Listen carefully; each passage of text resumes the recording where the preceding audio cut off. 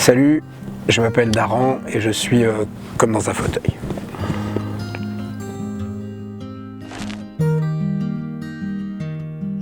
Je crois que mon premier vrai choc musical, c'est Instant Karma, John Lennon.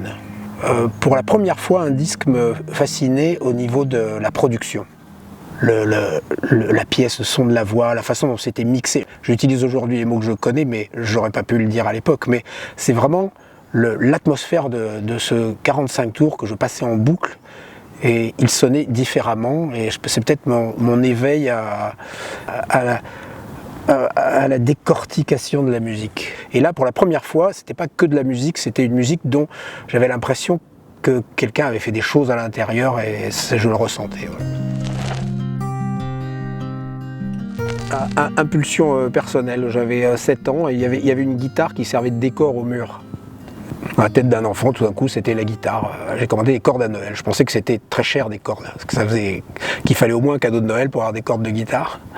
Donc en fait, j'ai monté les cordes sur cette guitare parce que mon côté technique a pris le dessus. Sauf que je ne savais pas comment ça s'accordait et j'étais très timide en plus. Donc j'ai demandé à personne surtout.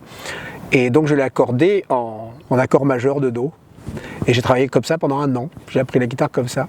Arrivé l'été, je croise mon grand cousin qui lui jouait un peu de guitare. Et quand ils sont arrivés, bonjour, bonjour, bonjour, j'ai ouvert son étui, j'ai égrené les cordes, j'ai compris mon erreur, j'ai rien dit. J'ai accordé ma guitare pareil et on m'a plus vu de tout l'été. J'ai dû tout réapprendre. Je suis un autodidacte total. Voilà. Peut-être ça n'aurait pas été mon chemin. Peut-être une institution m'aurait brisé la créativité, je sais pas.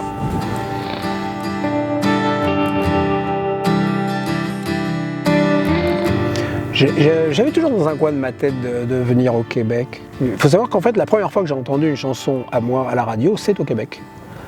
C'est sur le premier album que peu de gens connaissent, qui s'appelait J'évite le soleil, il y avait une chanson qui s'appelait Aquarium, qui est passée à la radio au Québec.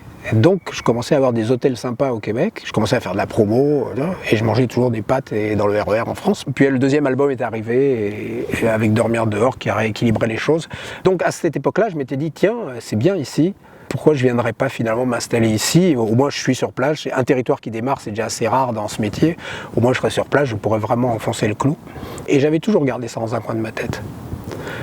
Je suis venu rechercher cette culture du live. J'étais en France, j'avais ma maison sur l'océan avec mon studio dedans. Je faisais de plus en plus de prod et de moins en moins de scènes. Et que, voilà. Mon immigration était en un chiffre. J'ai fait 150 concerts sur le dernier album, dont 40 en France, donc 110 au Québec. Donc c'est vraiment un endroit où il y a une culture du live.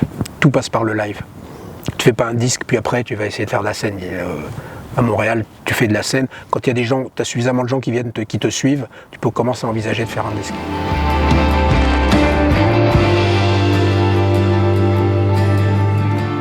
J'avais quand même assez peu de chances de confondre tourisme et immigration, vu que je venais souvent depuis les débuts de Daran et les Chaises. Il m'arrivait de venir 5 fois par an, donc je savais quand même où je mettais les pieds. Ce n'était pas que le sirop d'érable et les têtes à claques.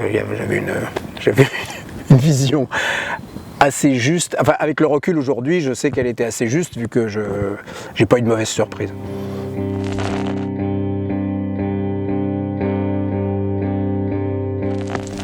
J'ai fait en fait la chose qui est interdite à la page 1 du manuel du chanteur ou de l'artiste en général. J'ai revendu ma maison que j'avais en Bretagne et avec une partie de l'argent, j'ai produit un album. Donc j'ai gagné mon indépendance, j'ai serré les fesses très longtemps. Aujourd'hui, je m'en félicite vu que je suis rentré dans mes sous. Ça change la vision des choses quand au lieu de gagner, je dis des chiffres au hasard, mais au lieu de gagner 70 centimes par album, tu gagnes 7 $. Donc tu vois, c'est comme si je fabriquais des meubles. Tu mets tout l'amour que tu peux dans ton meuble, après tu vas le faire voir aux gens, s'il plaît, ils l'achètent, etc. Puis ils le mettent chez eux, et puis ils vivent avec, et puis voilà.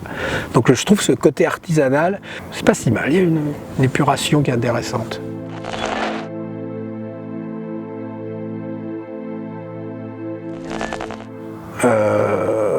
Je travaille essentiellement avec Pierre-Yves Lebert, qui est mon...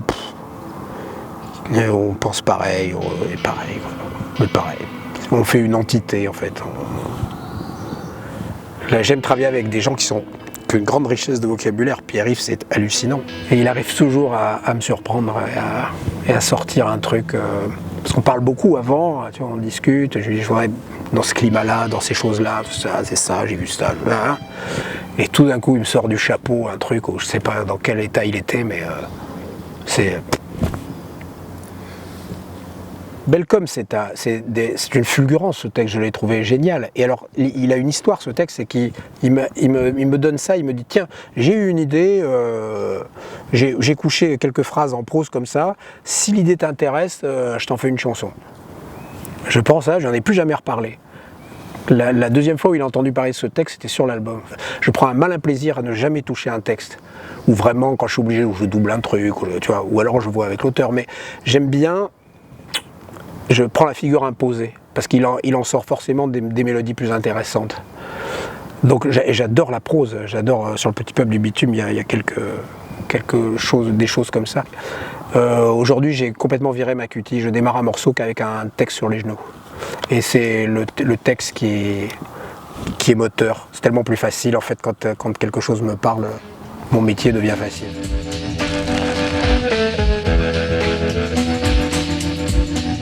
Presque c'est un autre métier.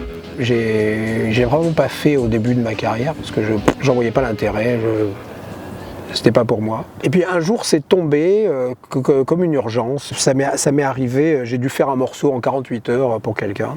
Et en fait ça m'a intéressé. Alors peut-être qu'au départ, quand on est moins sûr de soi, on a peut-être peur de perdre son identité, à se commettre à droite à gauche, donc oh là là, j'essaie de rester bien droit sur mon trottoir. Et en fait, c'est l'inverse qui se passe. C'est-à-dire que déjà, c'est autre chose. C'est-à-dire que je pense pas que je pourrais chanter quoi que ce soit que je fasse pour d'autres. Donc le jeu, c'est vraiment de fabriquer un écrin sur mesure pour quelqu'un. Donc c'est assez amusant, en fait, de se mettre dans la peau d'eux. Et j'en ressors mieux centré à chaque fois, curieusement. Parce qu'en fait, travailler pour d'autres, j'ai l'impression que à chaque fois, je me précise en tant que moi, daron.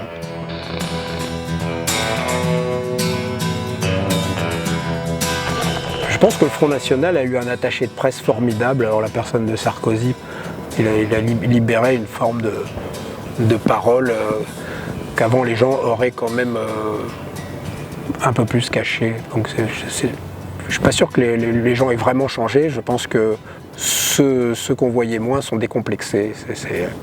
Donc c'est un problème quand même. C'est-à-dire qu'avant les gens votaient Front National, c'était contestataire.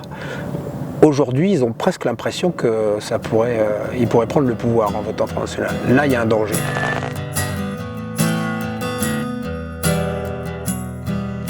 J'ai souvent manqué d'argent dans ma vie, mais jamais de travail. Ce qui est extraordinaire dans ce métier, c'est que je vais mourir sans avoir eu le temps de faire tout ce que je voulais faire. J'ai l'impression que chaque fois que j'ouvre une porte, il y en a 10 derrière. Mon meilleur album, c'est toujours le prochain. J'ai encore plein d'idées, j'ai plein de choses à faire. Je manque de temps. J'aurai des journées de 40 heures. Pourtant, je travaille beaucoup, mais je manque de temps.